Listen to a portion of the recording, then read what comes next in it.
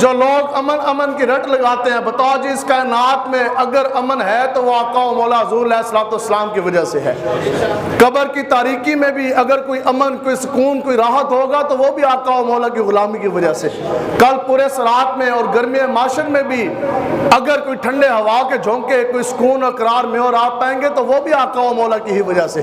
تو قبر میں، حشر میں، دنیا میں اگر امن اور سلامتی ہے تو یہ فقط آقا و مولا حضور علیہ الصلوۃ والسلام کی وجہ سے۔ اتنا بڑا امن کا داعی اور اتنا بڑا امن کا مظاہرہ آپ کو دنیا کی تاریخ میں نہیں ملتا کہ جب آقا و مولا حضور علیہ الصلوۃ والسلام جب فاتح مکہ کے طور پر جب آقا و مولا مکہ شریف کے اندر جب داخل ہوئے نا تو اس وقت کفار سامنے کھڑے تھے اور وہ کانپ رہے تھے۔ تو آقا و مولا حضور علیہ الصلوۃ والسلام نے فرمایا کہ اے کفار، تم مجھ سے کیا گمان رکھتے ہو؟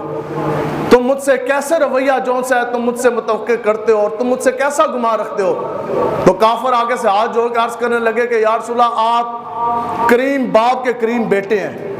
کافر ہے سن لیکن ان کو بھی پتہ ہے کہ کرم کا اگر دریا ہے تو وہ مالک و مختار کے پاس ہی ہے۔ ان کو بھی یہ پتہ تھا کہ آقا و مولا سے بڑے کریم اس کائنات میں کوئی نہیں۔ تو عرض کرنے لگے کہ یا رسول اللہ آپ تو کریم باپ کے کریم بیٹے ہیں، تو ہم تو آپ سے عفو درگزر اور معافی کا سلسلہ ہی چاہتے ہیں اور ایسی توقع کرتے ہیں۔ تو آقا و مولا حضور علیہ الصلوۃ والسلام نے تاریخ ساز آپ نے ارشاد مبارکہ فرمایا، حضور نے فرمایا کہ سنو کہ آج عام معافی کا اعلان ہے۔ فاتح مکہ ہیں اور سامنے وہ بھی کھڑے ہیں کہ جنہوں نے حضرت امیر حمزہ رضی اللہ تعالیٰ عنہ کا پیٹ چاک کر کے ان کا کلیجہ نکال کے چبا کے کھایا۔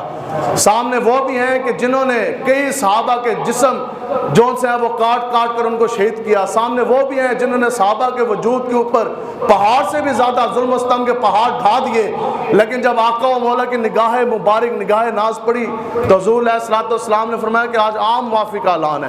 حضور نے فرمایا کہ آج اس کے لیے بھی امان ہے جو ابو سفیان کے گھر میں داخل ہوگا۔ حضور نے فرمایا آج اس کے لیے بھی امان ہے کہ جو اپنے گھروں میں داخل ہو جانے کے بعد اپنے دروازے بند کر دے گا۔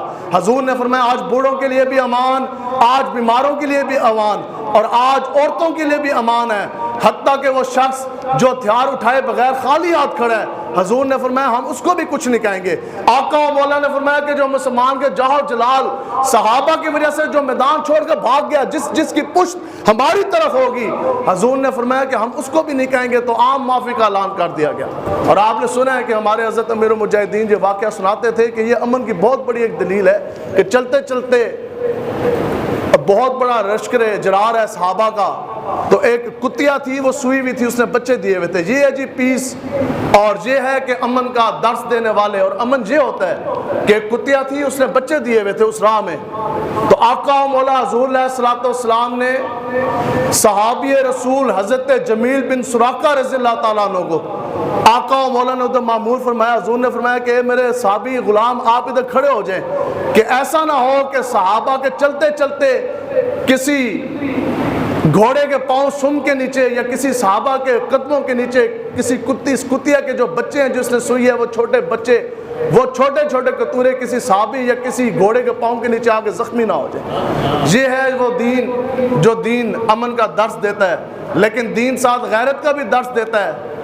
وہ ابن خطل جو گستاخ رسول تھا، آقا و مولا حضور علیہ الصلوۃ والسلام نے چند ایسی عورتیں تھیں اور کچھ مرد تھے جن کے بارے میں حضور نے فرمایا کہ جہاں بھی تم ان کو پاؤ، عام معافی کا اعلان ہے، اس کے باوجود حضور نے فرمایا کہ جہاں بھی ان کو پاؤ ان کو پانے کے ساتھ تم قتل کر دو۔ تو صحابہ جس وقت حرم کے اندر داخل ہوئے، آپ کو پتہ ہے کہ حرم کی حرمت یہ ہے کہ حرم کے اندر آپ جو ہے وہ کوئی جوں یا کوئی کیڑا بھی نہیں مار سکتے، حتیٰ کہ حرم کے اندر اگر شیر یا بھیڑیا چلا جائے تو وہ بھی اگر سامنے ہرن یا اگر وہ سامنے کسی بکری کو بھی پالے تو یہ اللہ کا حکم ہے اور یہ حرم کی حرمت ہے کہ جنگلی درندہ بھی ساتھ والی بکری کے یا اپنے شکار کے وہ چیڑ نہیں پھاڑتا، اس کا شکار نہیں کرتا۔ یہ رب کی طرف سے حرمت ہے اور یہ رب کی طرف سے حرم کا ایک مقام ہے۔ تو جب صحابہ آئے نا آ کے انہوں نے عرض کی اور وہ یہ دیکھ چکے تھے کہ آقا و مولا نے حضرت جمیل کو کھڑا کیا کتیا کے بچوں کو بچانے کے لیے، تو صحابہ نے آ کے عرض کی کہ یا رسول اللہ ابن خطل ہمیں دیکھ کر جو آپ کا گستاخ ہے وہ کعبے کے غلاف کے اندر گھس گیا۔ کس طرح وہ لٹکا کہ ایک طرف کعبے کی دیوار دوسری طرف کعبے کا غلاف۔ صحابہ نے پوچھا یا رسول اللہ اس کے لیے کیا حکم ہے؟ فقال اقتلوہ، حضور نے فرمایا کہ وہ میرا گستاخ ہے، اس کو وہاں کھڑے کھڑے کاٹ دیا جائے۔